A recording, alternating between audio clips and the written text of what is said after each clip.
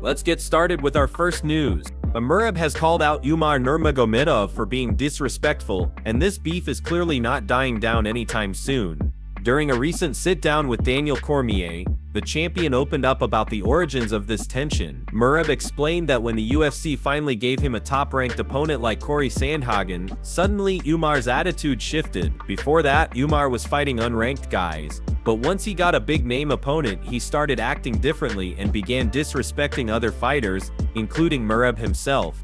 Merab recalled a specific incident, saying he actually has video evidence recorded at the UFC Institute. In that clip, Umar directly told him, "You are old," and then turned to Dominic Cruz and Cody Garbrandt, calling them old as well. Merab emphasized that Umar was saying these things right to their faces, showing no respect whatsoever. According to Merab, that was the turning point when the trash talk started to feel personal.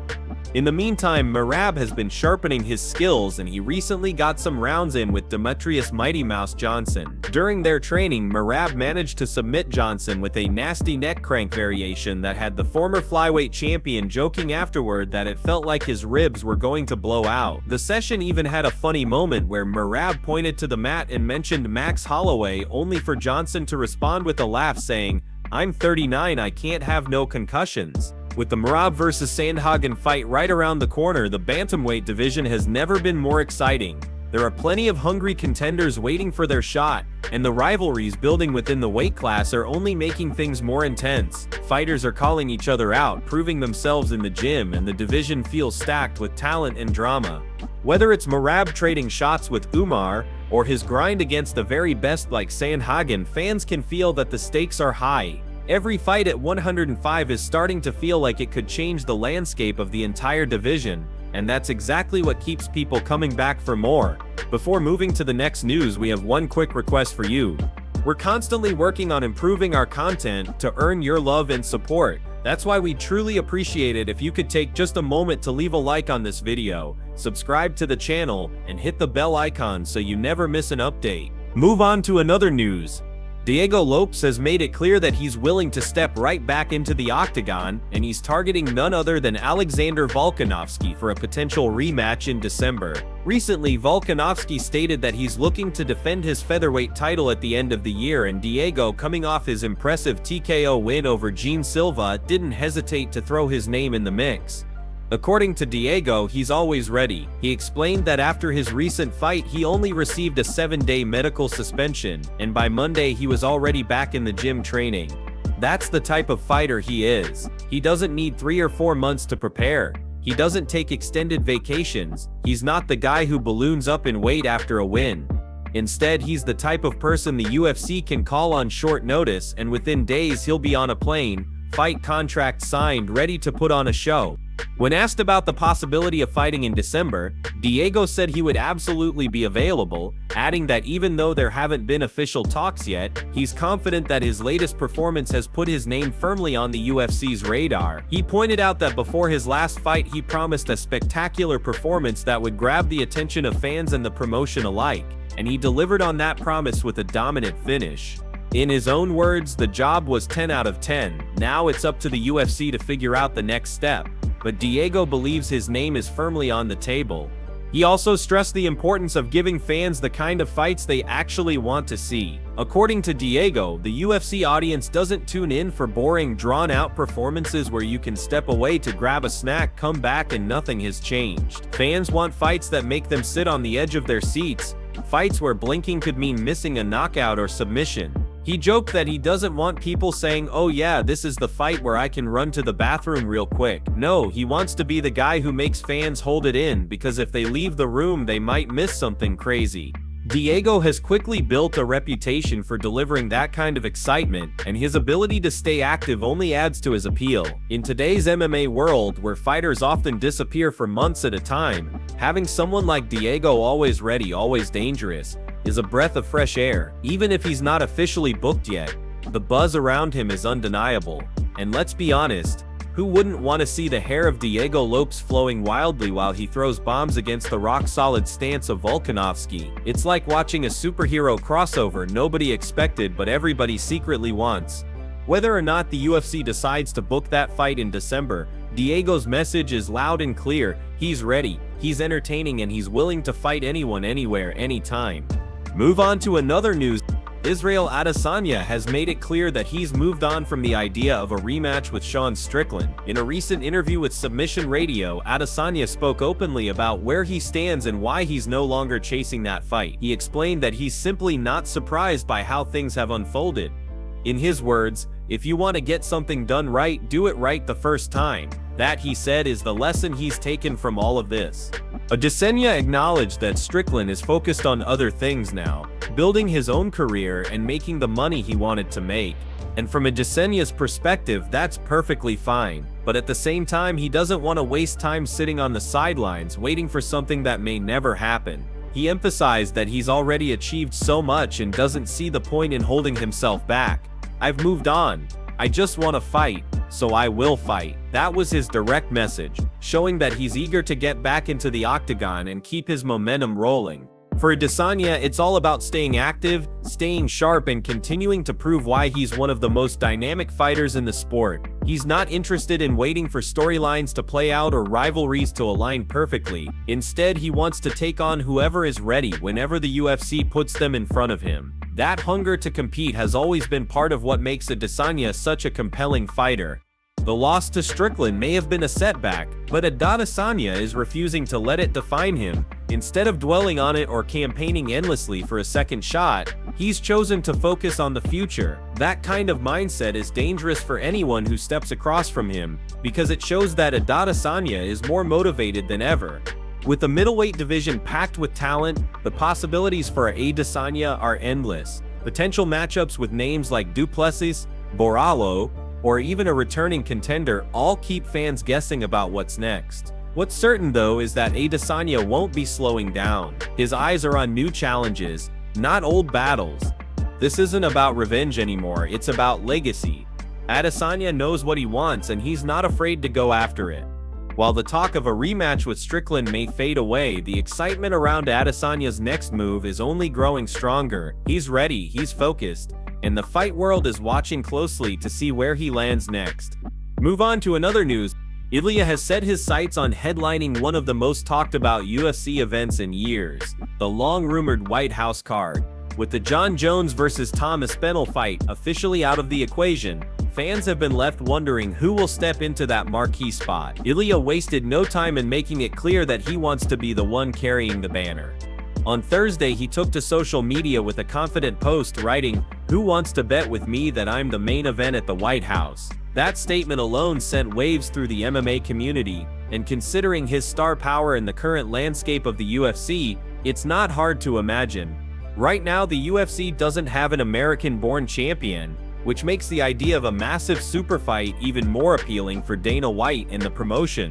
And when people start tossing around possible names for Ilia, one stands out above the rest: Islam Makhachev. If Islam is able to capture welterweight gold, and Ilia remains at the top of the featherweight division, the stars could align for one of the biggest matchups in UFC history. A champion versus champion super fight at such a historic venue would be the type of event that defines an era. But not everyone is ready to count out Jon Jones just yet. Former light heavyweight champ Rashad Evans weighed in recently, saying there's still a chance for Jones to end up on that card. Even though Dana White has gone on record saying it's not happening, Rashad suggested there's plenty of time for things to change before next summer. He believes that if Jones really wants it, he might just need to beg a little bit, not literally, but enough to show he's fully invested. In Rashad's view, making Jones plead his case would ensure that he commits to the process, trains with focus, and shows up ready to deliver a true main event performance. It's worth noting that Dana White has a history of backtracking on statements, especially when there's huge fan demand or major business upside. As Rashad pointed out, Dana isn't the type to hold grudges forever. If the opportunity makes sense, there's always a chance the UFC president changes his stance. In the meantime, Ilia is not waiting around quietly. He's building his case publicly and making sure fans know he's ready to step into the spotlight. His confidence, paired with his explosive style inside the cage, makes him a perfect fit for a high-profile stage like the White House. And while the card itself is still months away and the official lineup won't even start being built until February, the hype is already growing. Between Ilia's bold call-out, the possibility of a super fight with Islam, and the lingering question about Jon Jones, the anticipation for this event is sky high. No matter who ends up headlining, one thing is certain: the UFC's White House card is shaping up to be a truly historic night for the sport. Move on to another news. Mateusz Gamrot recently appeared on UFC Unfiltered to preview his short-notice fight against Charles Oliveira at UFC Rio, and he made it absolutely clear that he is not shying away from the challenge. While many fighters are hesitant to go to the ground with Oliveira, Gamrot said he is more than ready to test himself there. In his own words, "Jiu-jitsu and wrestling is my background. This is in my head. I feel it in my DNA, like I can roll with him on the ground." For Gamrot, this fight is not about avoiding danger, it's about meeting it head-on. He believes their clash could turn into something truly epic on the ground. Unlike others who try to keep the fight standing to avoid Oliveira's dangerous submission game, Gamrot is planning to take him down, roll with him, and prove that he can hang with one of the most dangerous grapplers in UFC history. But he also made it clear this won't just be a jiu-jitsu showcase. He wants to exchange punches, mix in the wrestling, and test himself across every single area of the fight. "This gonna be all-rounder fight," Gamrot said. "Non-stop action for sure, bro. 5 rounds non-stop action. But maybe we don't need 5 rounds, you know?" There's no doubt Gamrot is fired up. He's stepping into Oliveira's hometown where the crowd will be fully against him. But instead of being intimidated, he sees it as extra fuel. He explained that every boo from the Brazilian fans will give him energy, pushing him harder. "I grew up with this," he said. "Every boo will be power to me, bro." For him, fighting in enemy territory isn't a disadvantage, it's pure motivation.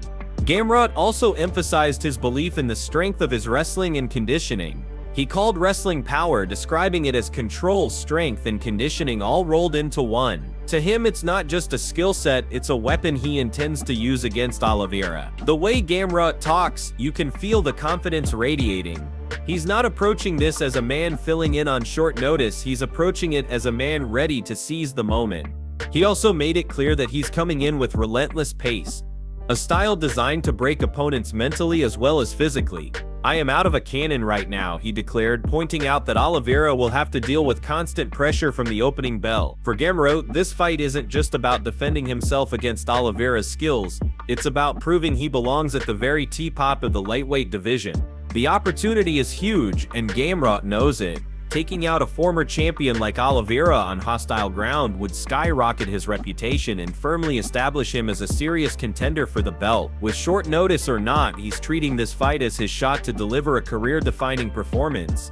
The stakes are high, the pressure is enormous, but Gamrot seems to welcome every bit of it, ready to embrace the chaos and make his mark at UFC Rio. Move on to another news.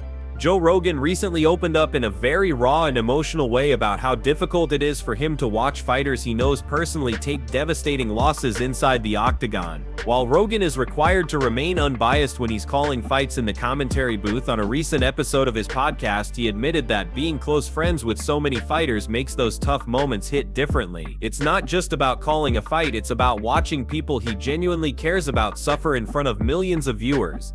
He mentioned a few names that stand out in his memory, including Daniel Cormier and Brendan Schaub. With Cormier, Rogan recalled the pain of watching him lose to Jon Jones, particularly in their second fight, and then later being brutally knocked out by Stipe Miocic. He explained that it wasn't just the loss itself that was tough to witness, but knowing what those moments meant for Cormier as a person, as a competitor, and as a friend. Seeing someone you know on that level take a KO like that isn't just watching a sporting moment, it feels like watching someone lose a part of themselves.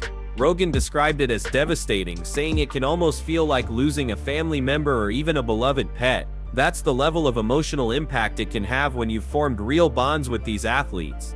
But perhaps the most emotional part of Rogan's reflection came when he talked about Brendan Schaub. He admitted that Schaub's situation was the hardest for him personally.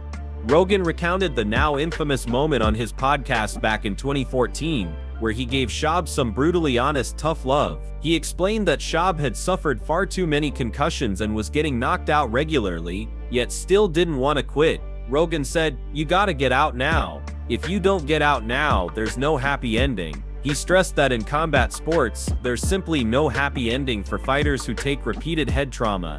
The damage piles up, and it only leads to long-term suffering. For Rogan, watching someone he cared about go through that was heartbreaking. He even admitted that just talking about it still makes him emotional, to the point where he could start crying just thinking about what those fighters endured. His compassion and deep care for the people behind the gloves shined through, reminding fans that while we may see incredible knockouts and highlight reels, there are real human costs to those moments. With major UFC cards like 320, 322, and 323 coming up in the United States, Rogan will continue his role in the booth, calling the action as always, but behind the scenes it's clear that he carries the emotional weight of these moments with him. To Rogan, this sport isn't just entertainment, it's deeply personal, and the fighters aren't just athletes, they're friends, brothers, and people he feels connected to on a human level. That's what makes the highs so thrilling, but also makes the lows so incredibly hard to witness.